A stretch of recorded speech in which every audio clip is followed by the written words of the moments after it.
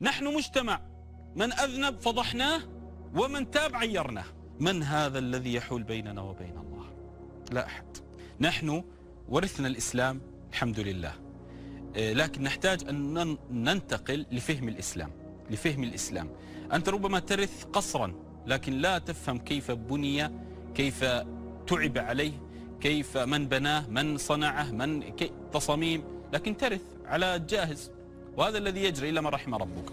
فأنا أعلم حينما أتطرق لموضوع تربينا عليه أعلم أن السهام تكثر. أنت يعني تعلمنا الدين الحين؟ لا أعلم، نحن نطرح تساؤلات. نحن للأسف كمجتمع عربي ننظر نظرة ملائكية لأنفسنا، حتى لا أقول مجتمع عربي، الملتزم ينظر لنفسه نظرة ملائكية، أو حتى الملتزمة. يعني مثلا المرأة التي تلتزم بصلاتها بدينها بحجابها إلا من رحم ربك، هذه النظرة نظرة غير صحية. هذه النظرة نظرة دينية ثقافية غير صحية. لماذا؟ لأننا ننظر على أن الرحمة لن تنال إلا المحسن. نحن نفهم أن الرحمة لن تنل إلا المحسن، وهذا خطأ. فمن للعاصين؟ سؤال، من للعاصي؟ من للمذنب؟ إذا كانت رحمة المولى سبحانه وتعالى تقع فقط على المحسن، فمن للعاصي؟ من يأخذ بيده؟ من يعفو عنه؟ إذا لم تذنب من يجود عليك بالرحمة والغفران؟ فالشاهد هذه النظرة خاطئة. فتجد الرجل لما مثلا ملتزما بعضهم لما نشكو له والله فلان وقع في ذنب، الله المستعان، لا، قال الله كذلك كنتم من قبل. احذر، كذلك كنتم من قبل. نسأل الله له الهداية، نعم، لكن لا تنظر لنفسك على أنك ملائكي. لا تنظر لنفسك على أنك ملائكي. أنا مذنب. نحن مصيبتنا مجتمعاتنا العربية تقوم دائما بإقصاء المذنب ونعير بالذنب. هي والله نحن مجتمعنا العربي يعير بالذنب. لما تدخل في وسائل التواصل الاجتماعي، أنا أحيانا لما أدخل في وسائل التواصل الاجتماعي أظن أني أحيا في الجنة. يعني تجد ملائكة الذين يغردون ملائكة، لكن لو قبضوا ذنبا على رجل والله لم يجعلوا به سترا إلا كشفوه. فنحن مجتمع إلا من رحم ربك نبدع بكشف الستر ونبدع بالمعايرة بالذنب، كأن الذي يعيرني خلق من نور. شاب استهزأ بمتسولة، قامت عليه الدنيا ولم تقع، ثم جاء فاعتذر للمتسولة وأعطى هدايا وكذا. يقع أذنب. ترى أنا بشر من طين. هل لو خلقنا الله ملائكة ما بعث فينا الأنبياء ولا المرسلين، ولا ما فتح لنا الباب، ولا ما توعدنا بالنار وأثابنا بالجنة. فالرجل تاب. نحن مجتمع من أذنب فضحناه ومن تاب عيرناه إلا من رحم ربك. فتجد هذه النظرة الملائكية، تجد أن أغلب من يمارسها أكثر الناس يعني انحطاطا فكريا. لماذا؟ لأنه ينظر على أنه ارتقى على الجنس البشري، وأنا امتن الله علي بالهداية، أما أنتم ما زلتم في حضيض السوء، وما تدري لعل الله عز وجل شأن يرى في قلبي هذا ما لا تدركه أنت في عملك. رضا الرب أحيانا لا يدرك بالعمل، يدرك من ها هنا. إلا من أتى الله بقلب سليم، إلا من أتى الله بقلب سليم. لهذا نحن تنقصنا سياسة احتواء المذنب. نحن تنقصنا الآن كمجتمع عربي احتواء المذنب. أذنب بينه وبين الله، لكن لم يجعلك الله عز وجل رقيب عتيد عليه تكتب ما فعل. لا يسلطك الله على أحد سبحانه وتعالى، وما كان الله ليسلطك على أحد. أذنب بينه وبين ربه، الله يرجعه. نحن أمة تفضح لا تستر إلا من رحم ربك. نحن حتى ننظر نأتي نتصيد. منذ متى كنا هكذا؟ هل وسائل التواصل الاجتماعي أصبحت نقمة علينا؟ أعطني ملاكا خلق من طين، أعطني ملاكا خلق من طين. كلنا تأتينا روحانية تصل لعنان السماء، وتأتينا شهوتنا والزلة وإلى النهاية والطيش والعبث، ويأتي بنا لأسفل السافلين.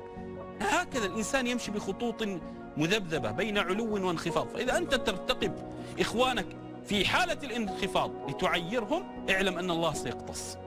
فنحن ينقصنا الآن سياسة أن أحتوي المخالف، بمعنى إذا كان الله احتواه، هو الذي خلقه، من أنت حتى تكن أنت أحرص من دين الله من الله، أحرص على دين الله من الله؟ من أنت؟ تساؤل أسألك أنا، من أنت حتى تكون أنت حريص على دين الله أكثر من الله؟ إذا كان الله احتوى المذنب، كيف ربما تسأل يا شيخ كيف رب العباد احتوى المذنب؟ فتح لهم باب التوبة. قال الله عز وجل والذين إذا فعلوا فاحشة أو ظلموا أنفسهم. سؤال: ما الفرق بين الفاحشة والظلم؟ والله كلنا نقرأ هذه الآيات وكلنا نحفظها. ما الفرق بين الفاحشة والظلم؟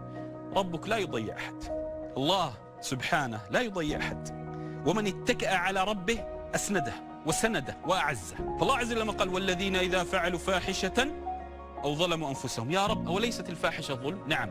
أوليست الظلم فاحشة؟ نعم. فلماذا فرقت بينهما؟ اسمع، الله يقول لك، يهمس في أذنك هنا، يهمس في أذن كل مسلم، يقول لك يا وسيم يا مسلم يا فلان، الفاحشة الذنب الذي به متعة. لهذا ماذا قال عن الزنا؟ إنه كان فاحشة. الظلم ذنب ليس به متعة، طيش، عبث، له، كنا نخوض مع الخائضين، ما يوجد متعة. فالله كأنه يقول لك ترى إذا أذنبت من أجل المتعة أو أذنبت لطيش ترى أنا أقبل توبتك. ثم يأتي رجل أحرص من دين الله على دين الله على الله، من الله والعياذ بالله. قال الله والذين إذا فعلوا فاحشة أو ظلموا أنفسهم، قال ذكروا الله. أول أشراط التوبة أن تذكر المنعم. يعني وقعت في ذنب، ما قال صلوا واستغفروا وأقاموا وتابوا، لا، قال ذكروا الله. كأن الله يطلب منك تعال بالأدنى، تعال بأدنى الأعمال، يعني التي لا تكلفك شيئا. ليس الأدنى، ذكر الله أعظم الأعمال، لكن أقصد التي لا تكلفك شيئا. لم يأتي الله بالشيء العظيم، بل جاء الذي يكلف. ما قال صلوا يلا نصلي ونتوضا وكذا، حتى لا يشق عليك طريق التوبة. الله حتى ما يشق عليك طريق التوبة تقولها الله عز وجل الذين إذا فعلوا فاحشة أو ظلموا أنفسهم صلوا، لا، قال ذكروا الله. كأن الله يقول لك وقعت في ذنب؟ نعم وقعت يا رب. ما هي أبسط الأعمال؟ أتكلم، اذكرني أتوب عليك. قال ذكروا الله ثم فاستغفروا لذنوبهم. يعني وقعت في ذنب، تذكرت ربي، يا رب استغفر الله، كلام بعدني ما صنعت فعل. ثم قال ومن يغفر الذنوب إلا الله. الله أتى لك بأدنى التكلفة في طريق التوبة حتى تقبل إليه. فلماذا أنتم تشددون علينا الطريق إلى الله؟ الله بسط لك الدين أكثر مما تريده أنت، أكثر. نحن الذين عقدناه، نحن الذين جعلنا الدين نحكمه بالشكليات والمظاهر، نحن الذين نتسلط على المذنبين. ترى الذي التزم ليس بقوته ولا بجبروته ولا بذكائه، إن الله يهدي من يشاء. الله هو الذي هداه سبحانه. لو أنفقت ما في الأرض جميعا ما ألفت بين قلوب. الله هو الذي ألف قلبه على الإسلام وعلى إخوانه. الله هو الذي يهدي. الله عز وجل هو الذي قرب بلال الحبشي وسلمان الفارسي وأبعد أبا لهب. الله سبحانه. الله هو الذي يقذف الهداية بقلب من يشاء. فلا تظن أنك اهتديت بذكائك ولا بدهائك، اجتباك الله برحمة. فأنت من حسن إسلامك أن ترجو الرحمة لإخوانك، أن ترجو الرحمة لإخوانك. فلماذا نحن نحجر ونغلق الأبواب؟ لهذا لا تنظر لي على أنك ملك. اسمع، ربما يأتي رجل يقول يا شيخ أنا أحب ربي وأتمنى أن أكون من الصالحين، وأنا أتمنى أن أكون من الصالحين. يا شيخ أذنب، ماذا أفعل؟ يا شيخ أنا أحيانا يأخذني الذنب، أحاول أن أكون متعبدا ناسكا، أحاول أن أشعر بلذة مناجاة الله، أحاول أن أشعر أني إذا وقفت في الصلاة فقلت الله أكبر أنا أبكي. أتمنى يا شيخ، ما الحل؟ لكني أذنب. تعال اسمع لرسول الله، اسمع. يقول النبي صلى الله عليه وسلم إن العبد إذا أصاب ذنبا، شوف وقع في، ما قال ما هو الذنب، قال إذا أصاب ذنب، أي ذنب، ثم يقول يعني أذنب، قال صلى الله عليه وسلم فيقول يا رب، شوف ما فعل شيء، قال صلى الله عليه وسلم إن العبد إذا أصاب ذنبا ثم يقول يا رب إني أذنبت فاغفر لي. شوف كأن الله يقول يا أخي اقترب، تعال، كما قال الله لزكريا، قال يا زكريا لو يعلم المدبرون عني شوقي لهم لأتوني ولو حبوة. الله عز وجل يقول لزكريا يا زكريا لو يعلم أولئك القوم الذين أدبروا عني لا يريدون أن يأتوا إلي، لو يعلم شوقي لهم لأتوني حبوة. ثم قال الله يا زكريا فكيف بمن يقبل عليه؟ نحب الله كلنا، لكن اسمع من حب الله أنه يعلم طبيعة البشرية. فقال النبي صلى الله عليه وسلم فيقول يا رب إني أذنبت ذنبا فاغفره لي، كلام. فقال الله يقول، شوف يا أخي إذا كان الله يرد عليك، قال الله علم عبدي أن له رب يأخذ بالذنب، يعني يعاقب ويغفر بالذنب، غفرت له.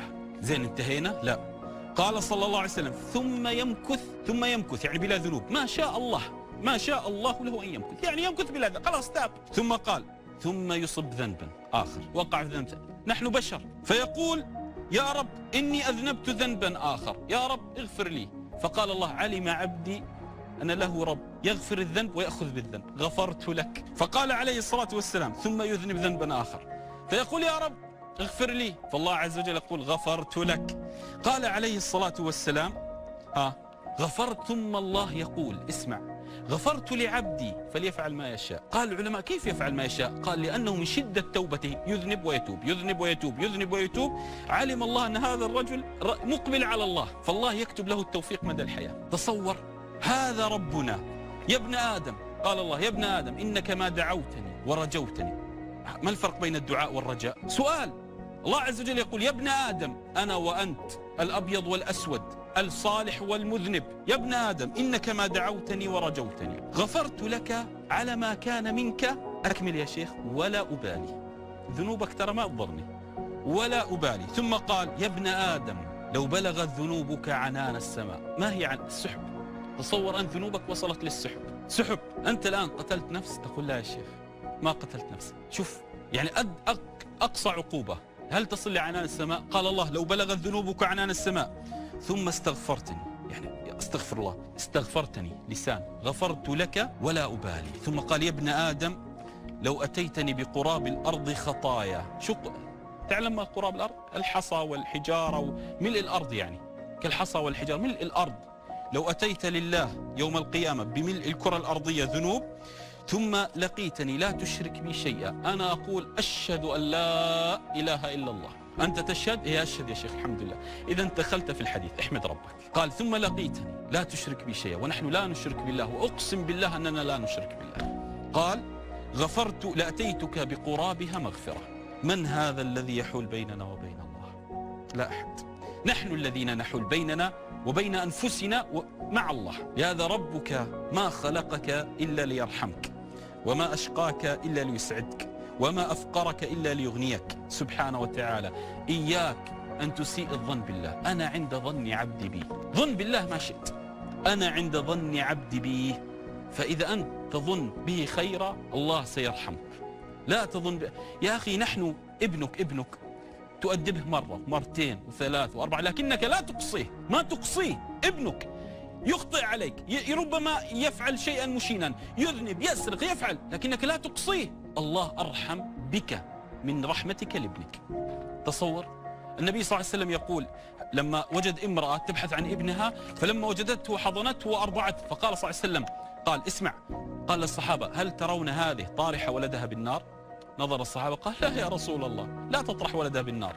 فقال الله عز وجل لا، الله أرحم بها من ولدها. شوف الله أرحم بها. ثم قال صلى الله عليه وسلم إن الله لا يلقي حبيبه في النار، إن الله لا يلقي حبيبه في النار. فإذا أنت تحب الله لن يقذفك الله في النار، لكن بادر حتى يرى الله عز وجل شأنه منك النور ها هنا.